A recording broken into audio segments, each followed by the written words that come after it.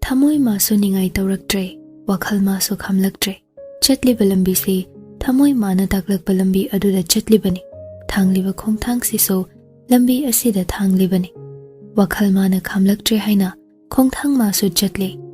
Thaza magi maikai tabu yengduna amamba maraktagi mangal ama loinaduna aigi anauba asa ama pibiriba nahakna karigino. Nangna asok minungshi laitana nangi laman singlage khalaba matam sida aibu thadoktuna chatki khaliba. Mathangi numitni Mekiras ngasidi thabak chattaba yadre. Mapabungna thabak khudingmak mafamda sinaragle. Mekiras chatningba phaude. Monday numittagi phajana chatke haibani. Adubu mairabana ngahaktang lao thabak khara takke aduga loire kuiroi haina hairakpadagi upai leite chatpada takke. Mekiras ayuki pung 9 tarakpa duwaida thoisnabo magi pisagadaba hidak pijaramlaga chatnaba haidana sem sare. Thoisnada onsinduna ai chatluki kuiroida. Hoi. Nasayam nungaitradi ingonda call tawruko. Chatluki. Wahise hairamlaga famduna leiriba sanahalda mukon sinduna. Babong amuk chatluki. Hoi hoi. Chatluro. Mekiras thoisnada haifet yengamlaga roomdagi thoglei aduga makhada kumthare. Gari do mayum roomda thawre. Sumangda gari khamlamlaga magi room tamna taha changle. Iruja thoga thogle. Grey machugi formal suit tupu thoklaga sechile. Aduga mingsel mamangda liptuna masamdo haifet semi. Luiraduna makhada kumthare. Bimoti machana kumtharakpadu uraduna. Bunga chak luiri khara chakro. Ma ai charugi. Chak se inthi nungaina charaktribase kuiramani ne nangbo. Chardawni kuiraroida. Adu thoisnai manakta sunghada chatbiyuko. Hoine thabak luisilaga chatke tawrambani. Hayingido kana haikrage. Mi yam tawrisida. Samsi nakhura hoi kharadi haikre. Atopa haidre. Hoima adudi amuk chaluki. Awada palir sairo. Thoisnado masado sari daw. Khari yingbiyuko. Wahaise hairamlaga Mekirasto gari khamliba adomda laktuna gari tongkhatuna chatkre. Bimoti chatkriba machanupada yengduna lehowi. Machagi tungi punsi kari oihoni haina mipaiba pokle. Bimoti thabak loisilamlaga hospital da lai. Sanahaldi Bimoti lakpado taram kausele. Sanahal chak pura abani. Sese chatho ose. Yaharni da meda. Yade. Charuro chalo. Ai lehorage. Nang yumda chatlagane ayhak pathage hairasu pathajar. Sanahal mapukning nungsirai mayamna machagi da maktawbiriba mayam sige khudol oina mapa machana piba ngamlibasidi chaina du khaktang khanglakpada maningamdaba phawi. Bimoti Sanahalna mangduna leibaduda ise kari dawrage chathoose nasagado sokhanba yabana diko. Wahaise hairamlaga thoisnagi manakta changlei. Thoisna Bimoti da nokmi tawduna yenglei. Ichabu kari charage. Chak chare. Ibungona chak di hospital dagi nangi piri haidana ai supuraktre. Piri esida. Guli gadi charaboi jabo. Thoisna chare haibagum mangaktu nomlei. Bimoti makutu thoisnagi maraibak aduwaida thangjinduna yenglei. Masa sabra haidana. Khazik sabani ka hena saba oide. Nasase sabung tawine. Guli chakrima. Doctor na guli ma pire. Phare. Hayingi thabak kayam leirabani. Hayingdine ngantana thabak sing loisin dawribani. Ichana lengnaba kundu su thiyu haidana nani hoida hairamlibani. Thoisna mapi ra chele aduga taplapna ima. Bimoti Thoisna na ima haina kaurakpaduda machanupibu khangning ningsingai. Masu nungaitaba phawrai adubu mayamdo lochenduna thamkhraga nokmi ba mai thongna dating oiraklaga hairai. How kidawrage jabo. Sigatabagi matam gaiduna leiraba aingonda kaigino nakhoi mayamda iphamda minungsi utlibasibo. Ai miwat pi haiba mingthokdo puduna taibang panse thadoklaga chatpa pamdi. Nukshiba nungaiba khudoldu khaktang aina khoi mayamda pining. Aduna aibu nungsibiranu. Ai nungsibidrabadi nakhoi nungaiba khudol phangni. Aibu nungsibiranu ba. Wahai se hairaga thoishna kablai bimoti khamjinduna fajinduna thamba ngamdre kapli tawduna thoishna gi makokta tapna nan thabirei angau bisidi karino nganglei mayam sibo aigi cha sidi ngawri dana se kapkanu se adumna haigan kari gi wakhala dukson tharino ima hoi ekhoi mayam nangi damak leiri basidi nababung da hainaragane nangbu mapalam da layeng bapuna batawribani doctor gaso ibungo gaso wari sanar nangi damak da sukwana hotnari mayam sibu dadana kaigino nangna irai laina ekhoi mayam thadok bagi wafam hana pale ibasibo kapkanu se kapagi matam nate imana ne imaugi damak da leileng bada innaba phi lohong bada setnaba phi khanduna thamlabane thoishna bimoti da aduma yengduna le sana haldi ani dugi matauda mafam duda kuina famduna yengba ngamdre mapanda thokre tanja duda bidya lakpaga mapachane bidya sana halna thoglakpado ubada baba kadum chatoino ipasi asai phawda ngak thogi tobani da jango manung da lehubani wai si ka khairam laga sana hal thokre bidya su manung changlei bimoti famduna lerambaduda khitang khautak jai adubo bimoti di kaisu khanda haire lao jango lao madam yam thazadi la ini isu ado nangbu thabak jatrabo mekiras na thoishna se masa fever da hoye haidan hairakpagi aishu pakhatana halaba ise ai leira sida onthokpani da aigi jase bidya khomde tumin le phare nangla abani nane ima halagi ima hayengi thabak yam leiri loisin haudri ima halagi ko wahi se hairaga bimoti hogale bimoti chatlage hairam laga thokre thoishna bidya da tablapna bidya mekiras to thabak yam chilhobra kaisu de chilhaude da kaidore kashu tawde bidya su kashu tawde haina khumak paduda makha darudre room do chari badu loisile thoishna tablapna thabak yam chindradi kauba yagadra kaidorage thoishna som uningi bungsu kuidre mailak jare sanise yaradi angta kaubiyuba thoishna kari ningai no ningai nate ai ma yam uningi ba ai ngasidi maga sum lening amta kaubiyu nang tale hairasune ai phone do piro ai kauke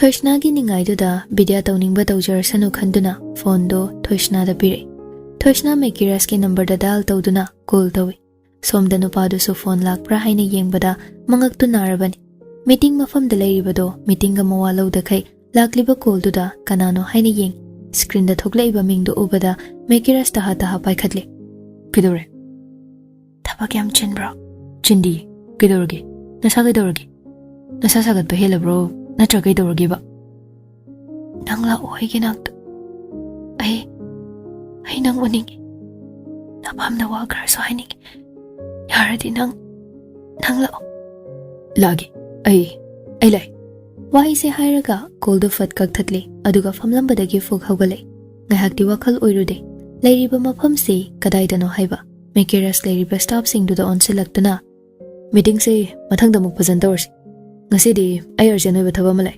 sawya de komya wahi se hairaga room do dagi taha thokre ma thokibado yengduna leihoba staff ki miyoi khara ningphung ngangnari staff ki nupi amana sida assistant manager oina puramba thoishna ga koinei kaina haine koinei da kuire khangba hayeng court marriage ne haibra kainom haibani ish sidorabagi ngaira leiraba nupi dubu luhongdoiba maida ai ringam jarar phatyam pattat khainung sinarasune madumadi ai ngamoiko mi nungsina baini ne phatyam nungsirasu sidobai ngaira leiraba miduda luhonglase kaina haibaga ai ngamoi sidokradi yare nakondo tapna ngam mina daraga ba nang thabak tokchasani staff no pido fet lauduna haire aige mod aige pamba haijabani sida thabak dagi tan thodi aina pakte na hairakani nakandagi no pido manaba talladuna tumina leikre somda mekiras to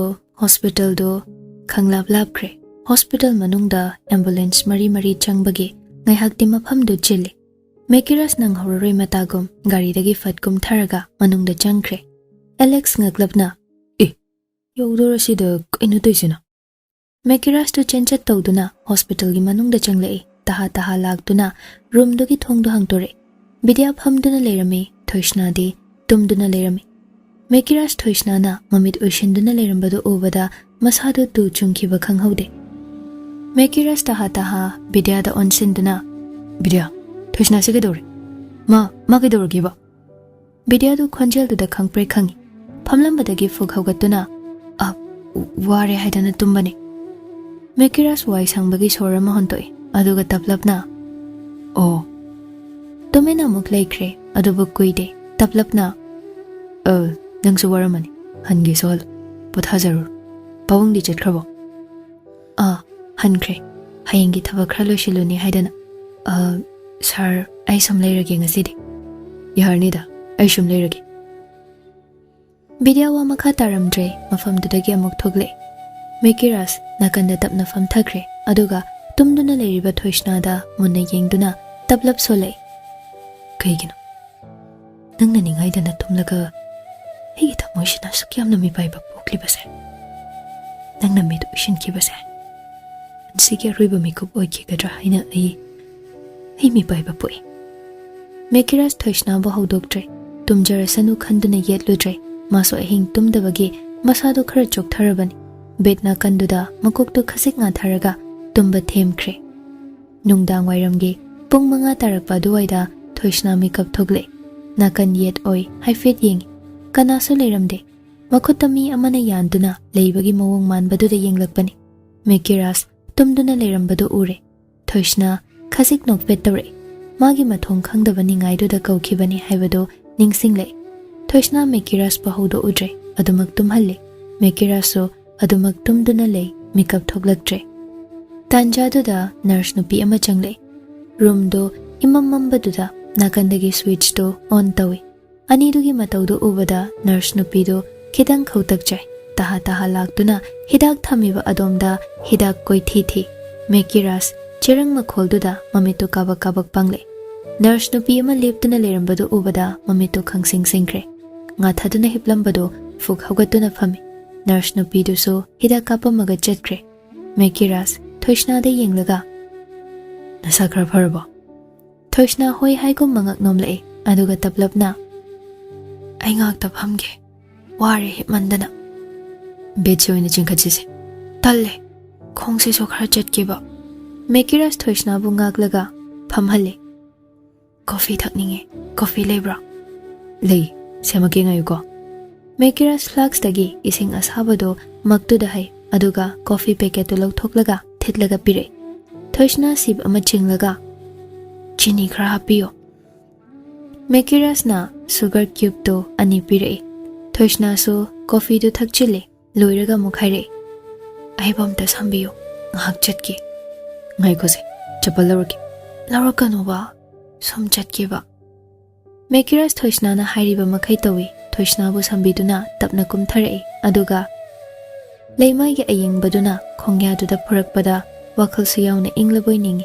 Thoishna tapli balcony adomda thogle phamge hairo ngahak phamge sigi wall sidane ngahak bayram ai chair buraki ko si haiduna nakan gi wall dugi maya oirap thanamlaga chair du taha lawruraga thami aduga muk sambiduna tapna phamhalli mapando khara ingli lawre aying banungsina humlakpada Thoishna masado ingbagi tu khazik chungle Mekiras madu khangladuna manungdagi fi ama lawruraga Thoishna bu insinbi Thoishna ngasai makhai yengude Mekiras ngaside formal setlame Thoishna na yambo kai hainingge nangbo yamba sei nangna formal haibaduda hekta selabani koti sofada lechalo amte yenge Mekiras talli haiba wahai se haide Thoishna na haiba wahai khudingmak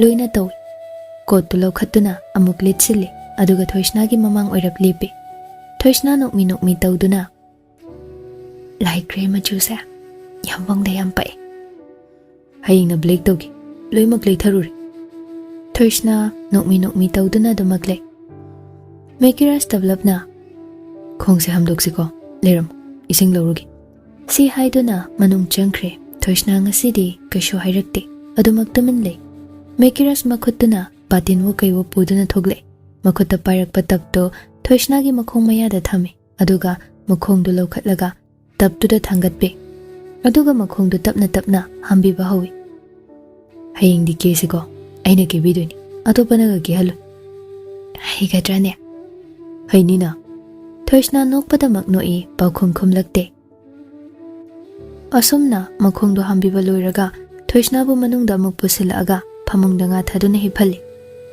mapanda nga haklei ge tawraga nungsida ingbem sili nani yaroiba yambo haying purnima ne haibani haying oina leiroba Thoishna khumde tumin lei pungni pan tarakpa duwaida chak pizai aduga goli su pijathoi Mekiras su kabak kabak chak khara charaga loishinkre Mekiras tablapna tumodana thengi pangkya darage tara dore ai ngasidi tumningba phawdi nongdinde yam tumthoi adugini ai tumba pamde mikup khuding pamur yambo ai pamur WakhaL da bangkhan khanjila bodawrisibo khanjinganu kaidoge kishu dawri aina doctor dane nangbu budana mapanda laying bachat haina hainarabani doctor ne yare haina haire magi khangnaba doctor ama lei haina haire adugi maga pau phaunaraga matam hairake na shoire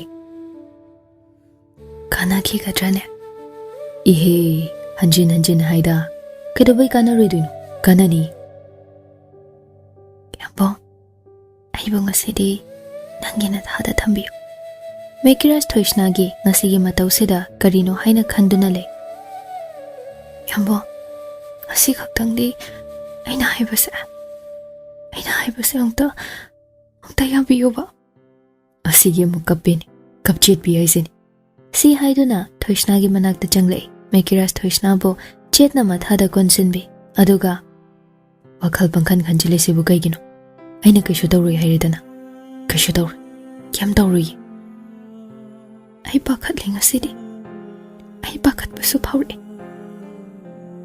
hining laba matam sida ai bu mapum hakta laushin ki kadawre yambo ai hiningli harau ta yamna punsi sangna hiningli nanga su punsigi awanu gai kaya bata ta sen tawduna ai lemita ding atubu bomna manglan oiduna le horani magpauna bangamla rui yambo sana kainu ngangliba wa mayamdubo tosi ai daba pamde kaigi manglan oiduino oiroi mangpauna doribani aina pamba aina oihaningba dudi mangpauna handoribani nangna sida WakhaL aduk sondaribasina kaigino nasak thijalani se haying phajaningdra tumthose ai ngasidi tumningde thumaroige haying na sado warani misana nangbo panchi chupagi oina tumkhrabadi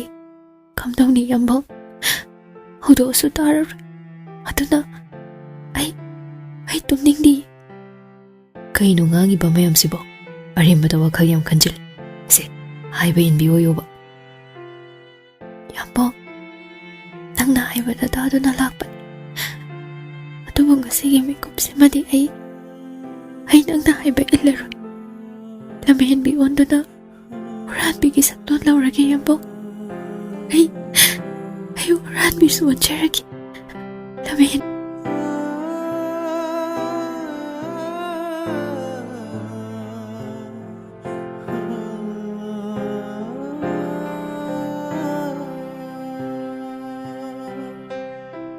Mekiras Thoishna gi ngasigi matause karino haifam ama ikhang khangdre nganglaiba wa khoding thattuna paukhum khumpham khangdaba haibadu oire Mekiras tapna Thoishna gi makokta nan thabiduna lamen bi soihani uran bi soihani nangna haiba nangna ngangba khoding nangna pamba aina loina oyani tawhani adubu nang ibu thadoktuna chitkigana ai leiba ngamla punsi khong chatse punu chatmina kise punsi loishilagi haiba wado nang aingonda hairakano sana ai daba ngamdi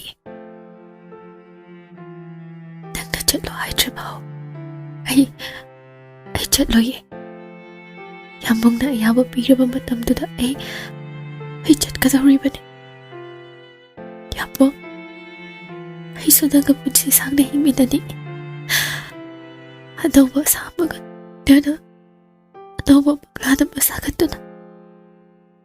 Se aina yetki khongthang thangakpada nangna oigi khongthang thangak khongna ma khaktang na ne punsi khongchat asangba achoba si kamdongna chatkani adana animak maroi ama lehobada ne khongsik bon gadori ban chunga ga jatan ha phibamam tarui thoshna me kiras ki wahai mate khara du janoklai aduga yambol kasidi ai kapamdagi potsa khara ni jage pirage haina ngairabani apambani pirage pukcha pikba minungsi leitaba nupi ama ai ngasidi oirage nakhoi mayamna piningba mingthola mai phamda pi ai masidadi saura ai isada yare yambol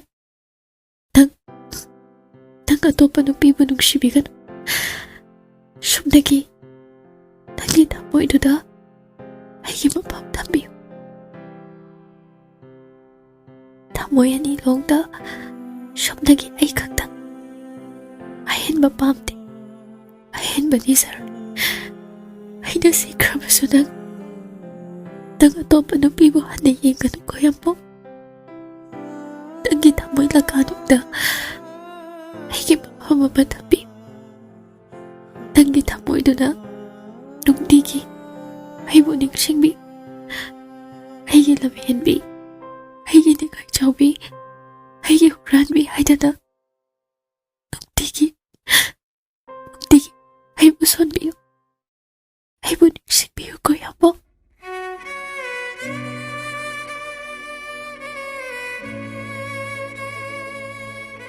Mekiras thoshna na nganglaiba waduda ma khumpham khangde ngangliba wasingdu karino haina sukhale pina thalaba mitlu anido tarakanu haiba yakidre pal oina leirambadu ning hairakle Mekiras kapnok tawraga kaino ngangidubo ha aina nangmu kaugani khaliraba dangi maphamse atopada pikhini na khambaliro sana ai nangi mapham kanada susinarui wasakli aina wasakli aibu thazawo nangi maphamne aigi hakchang pumnamak nangi ithiltana yomlabani masida kaigino nangna aibu thazadresibo thoshna Mekiras ki makhutto hanadagi chena paisille aduga punsi sena loiram daisida ai WakhaL yam khale nangbu wahaningde aina khankiba WakhaL se ai honge yambong nangna waribado aibu nungsibagini aibu nungsirabadi huwa chaina kaina mai chakse bhango aina bhaw ai WakhaL sena khale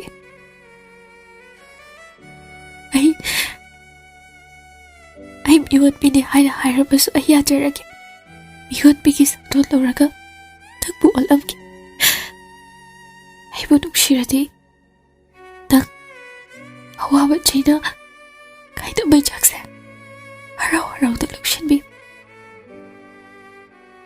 aina laikidraba matungda nangni miwat bini haiduna noktakta yenglaga nungtigi miwat bi haina chirabasu ai saura aduna heda ai pinjarage aibu nungsibagi khudamni haina ai laurage yambol Mekiras ngasigi thoshna gi matose mata sengna gyan mamle ngangliba wasing asi taruraga masado leitafam khangde sana kaino nangna ngangiba wa mayamdubo se patharase waraniba ai tumningdi ai pothaningtri mikup kharagi pothage khalurabasu imit anise choktarabasu ai pothaningtri yambol ꯄꯨꯟꯁꯤꯒꯤ ꯑꯣꯏꯅ ꯄꯣꯊꯥꯈ꯭ꯔꯗꯤ ꯍꯥꯏꯗꯨꯅ ꯈꯜꯂꯤ ꯋꯥꯈꯜ ꯃꯥꯁꯨ ꯊꯃꯣꯏ ꯃꯥꯅꯁꯨ ꯄꯣꯊꯥꯔꯅꯨ ꯍꯥꯏꯅ ꯇꯠꯇꯅ ꯍꯥꯏꯔꯛꯑꯦ ꯄꯣꯊꯥꯔꯒ ꯐꯒꯗꯧꯔꯤꯕꯅꯤ ꯁꯦ ꯃꯔꯝ ꯃꯣꯛꯄꯤꯌꯣ ꯄꯣꯊꯥꯔꯣꯁꯦ ꯊꯣꯏꯁꯅꯥ ꯃꯦꯀꯤꯔꯁꯀꯤ ꯋꯥꯗꯨ ꯇꯥꯗꯦ ꯋꯥꯗꯨ ꯃꯈꯥ ꯑꯃꯨꯛ ꯇꯥꯔꯛꯏ ꯌꯥꯝꯄꯥꯡ ꯑꯩꯅ ꯁꯤꯈ꯭ꯔꯕꯗꯤ ꯄꯣꯠꯂꯣꯏꯈ꯭ꯔꯗꯤ ꯅꯈꯣꯏ ꯃꯌꯥꯝꯅ ꯑꯩꯕꯨ ꯁꯣꯏꯗꯅ ꯀꯥꯎꯈ꯭ꯔꯒꯅꯤ ꯑꯗꯨꯅꯅꯦ ꯑꯩꯒꯤ ꯈꯨꯕꯝ ꯑꯃ ꯑꯕꯦꯝꯒꯤ ꯃꯅꯥꯛꯇ ꯁꯥꯕꯤꯌꯨ ꯑꯩꯕꯨ ꯇꯣꯏꯅ ꯅꯈꯣꯏ ꯃꯌꯥꯝꯅ ꯅꯤꯡꯁꯤꯡꯅꯕ ꯑꯩꯒꯤ ꯈꯨꯕꯝ ꯁꯥꯕꯤꯌꯨꯀꯣ ꯁꯅꯥ ꯌꯥꯔꯦ ꯀꯩꯗꯧꯔꯒꯦ ꯁꯦ ꯇꯨꯝꯃꯣ ꯊꯦꯡꯉꯦꯕ ꯊꯣꯏꯁꯅꯥ ꯃꯦꯀꯤꯔꯁꯀꯤ ꯃꯈꯨꯠꯇꯨ ꯆꯦꯠꯅ ꯄꯥꯏꯁꯤꯜꯂꯤ ꯌꯥꯝꯄꯥꯎ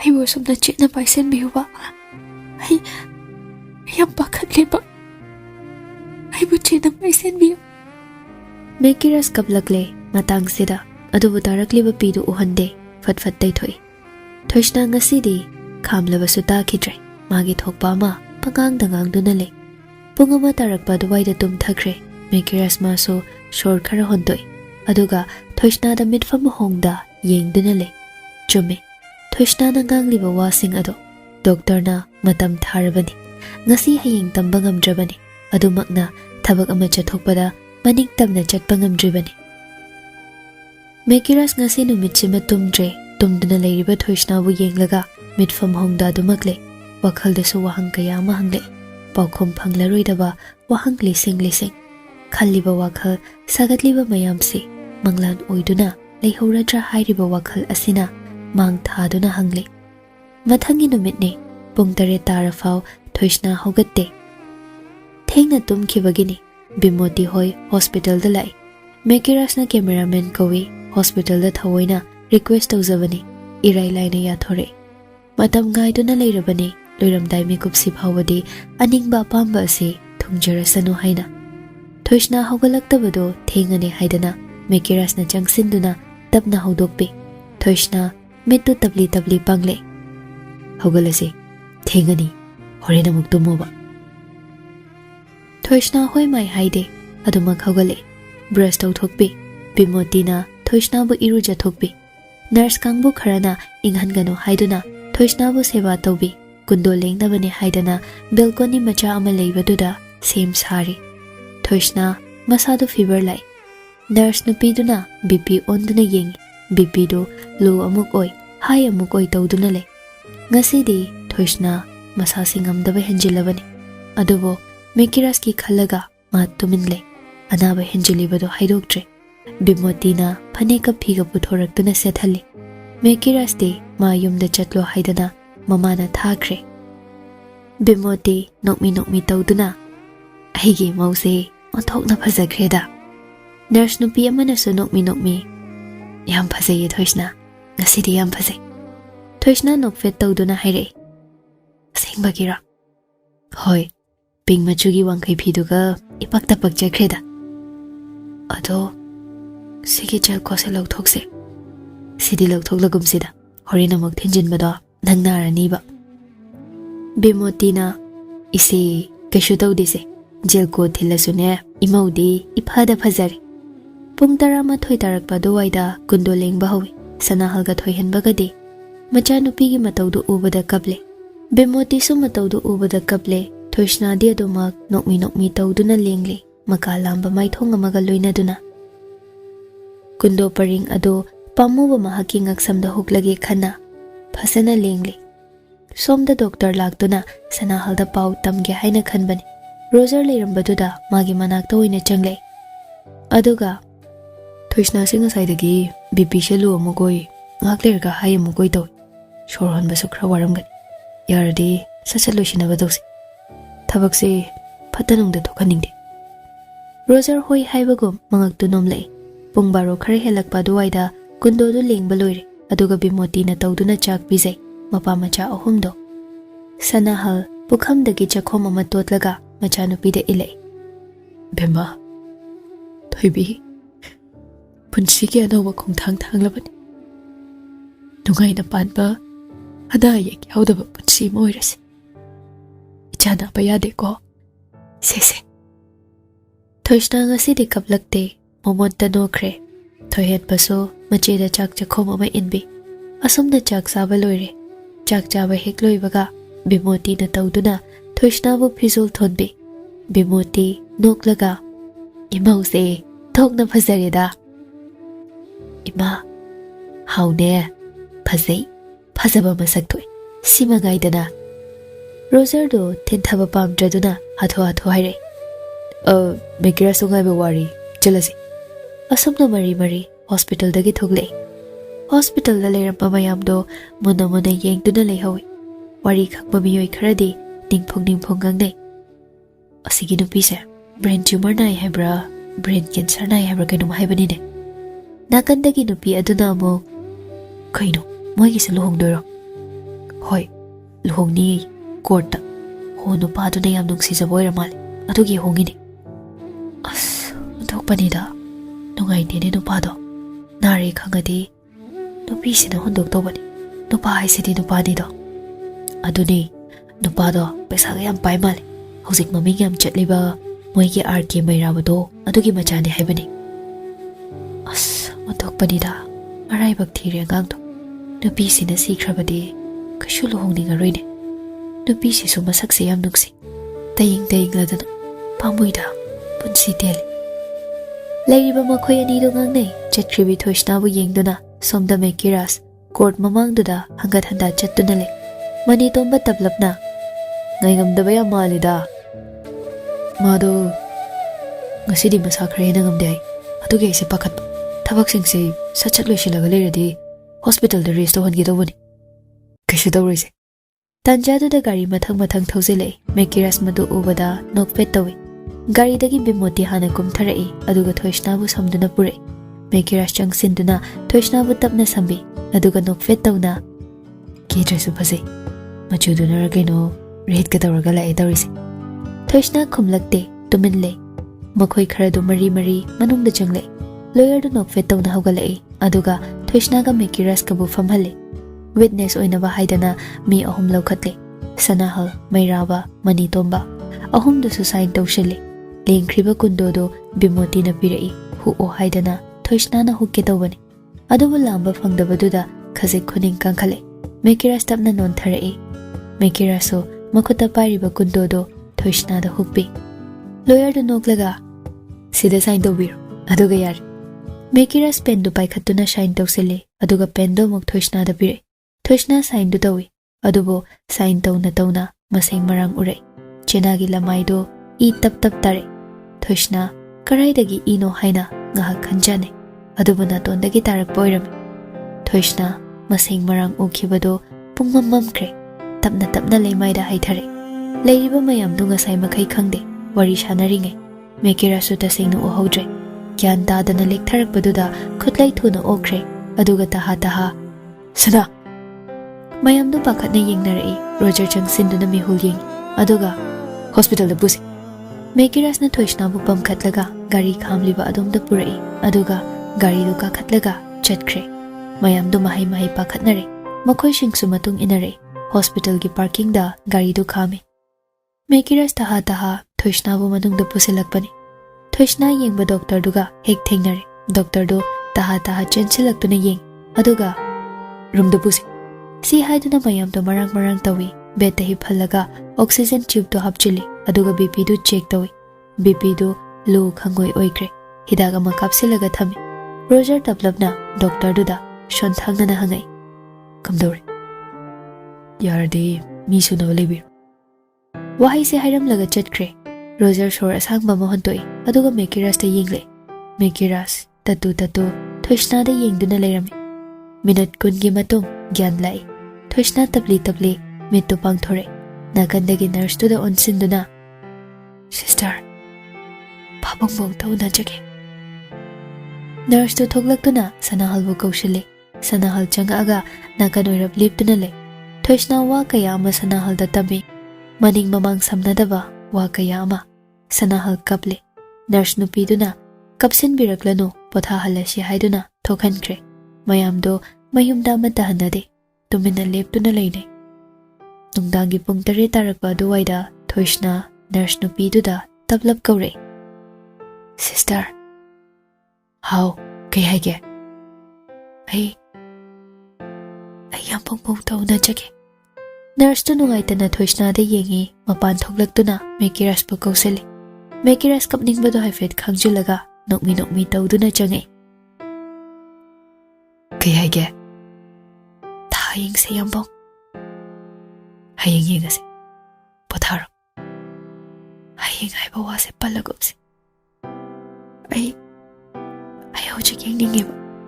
Mekiras upay leite nurse tu da hairaga mayam du tawduna sembi. Thoishna Mekiras ki lingjumda haifet nga thai. Aduga yambong. Kay haige sana. Michik miraw kon dadana leibase. Yam nungai. Leidoine. Sumayna so. Punchi chupa nangaiga. Oi gatrane. Oi gatra haibu kaino sana. Oi punchi chupa do. Nungti gi sone. Nangaiga thase yengdoine. Thasi da su yengdoiba. Thamoina bu khoidaraba.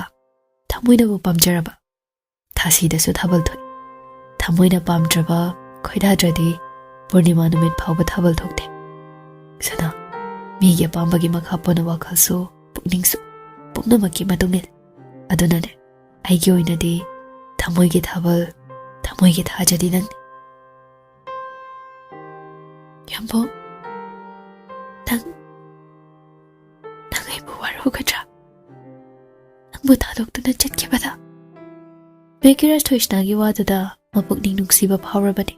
Adubu tablapna. Lohongba numitsida kaino nangna hairidaba sana. Nungaitaba wari sanagumsida. Aigi famdagi nangbu lapna khak thamla. Thawaiga hakchangane. Kamdawna lapthokane. Miyoiba ikoise. Nongma natraga nongmadi soidana mapu mahaki mapamda chakchaga tawrabane. Adubu yambong ahana kon kiwani. Ay bakti miyakti kuina sangda nukshiba kinakta layo haina tamlam tramal. Ay buwaraw ka to yambong. Ay hana chatabi haidana. Adum na gangano. Ay nungaiti. Punsi sangda hingmina si kaina haidine. Ay saurora. Sauraga kaidaw gamdoiba.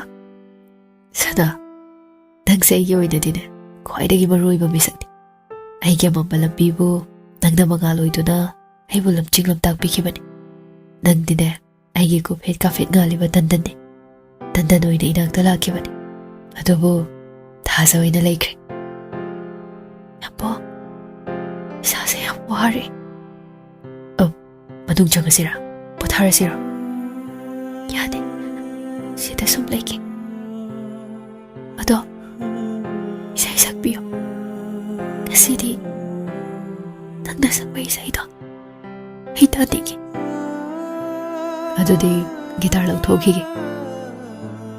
Ay ginagtagi lapthodo ba? Kasidi na gitar yaudres adum sakbiro ba yambo. Hoy. Ado kay isay sa ohay no. Apamba hiro. Apahigda. Apamba. Okay. Saglagi ko. Manada. Thinglaba achikpa aingo hairo nahaki mamalado pigani aina watana linglanuko naha yaulanu aigi chanavi puthari aigi chanavi yatari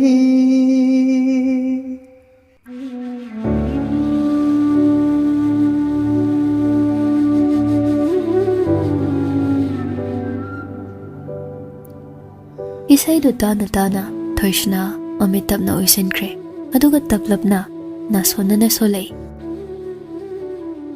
Yambong Aibu waroganu ko Tangi animba aina tungkanba ngamdre aibagidamag Aibu waroganu Aigi matam yaure Sakat minagipasa pumnamag Magbaho na handa Maglano ito na namami aibagidamag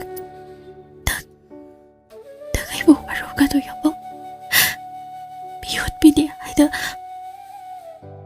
Biyot bi aina Namin bi aina Uran bi aina kaurabaso Ay saura Ay Ichalagi yambong Thoishna magi aroiba bikup oikre Mekiras ki pambomda chena kolambado tapda thadorakle Mekiras khangle Thoishna da mabu thadokduna chatkre haiba ma khangle Nungsibagi isai mayektu lankre Isaido amada onduna tapda sagle Shi Haiba wahaidi Takare Nagkita famday Stupu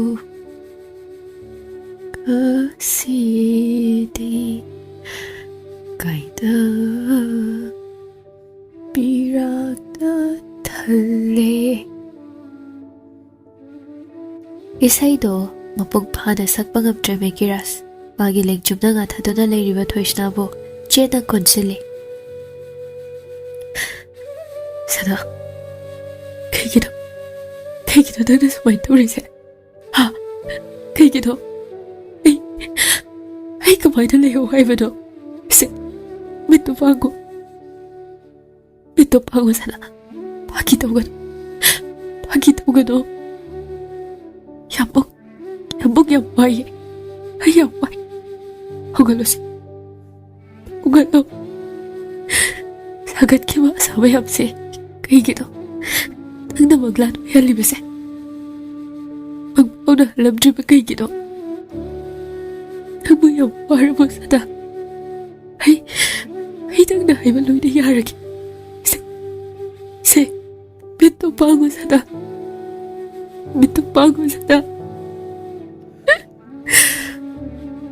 Waido haiba loiba ngamdre Mekiras Thoishna bu chena koduna hek launa kablei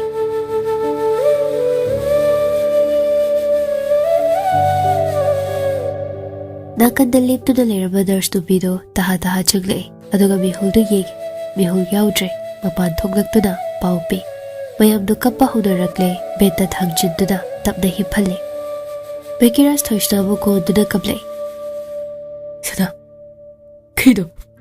Kaigido nangna haiba thonglaktuda chatkrimase Ha Hugalo se sana Hugalo Magbauna dri MANGLAN se Magbauna dri MANGLAN oiduna leiba yar Hugalo se sana Yambongna kaurisa tadabro nangbo Ai nangna haiba yarage Se Ai nangna haiba yarage sana Nang aibu yamwarurabo Mekiras ki mataudo yengba ngamdre Roger ga mani tombaga changduna puthore Bimoti di kappada loire kapna Imagi bema Karido nangna taurisibo Se Imauna seba tauba Ai ngairiye Imagi bema Se Hugalo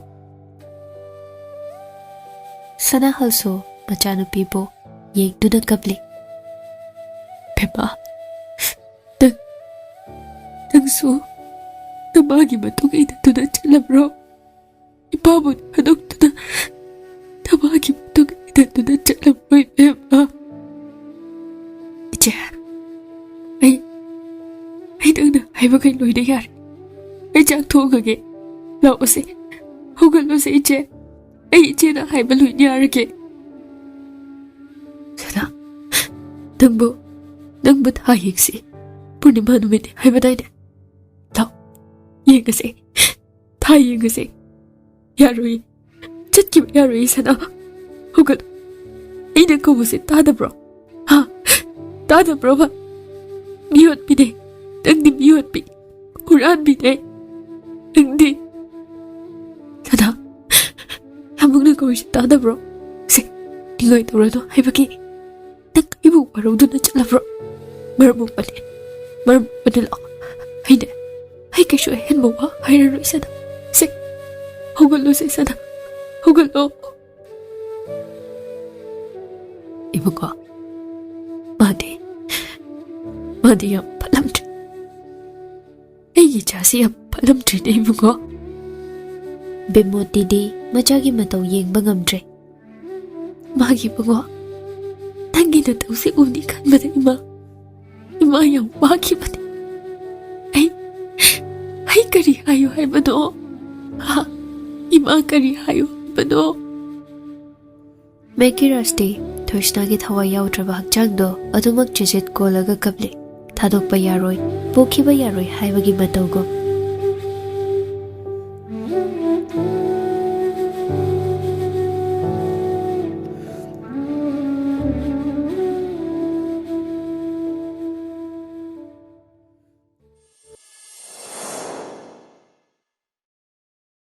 present day.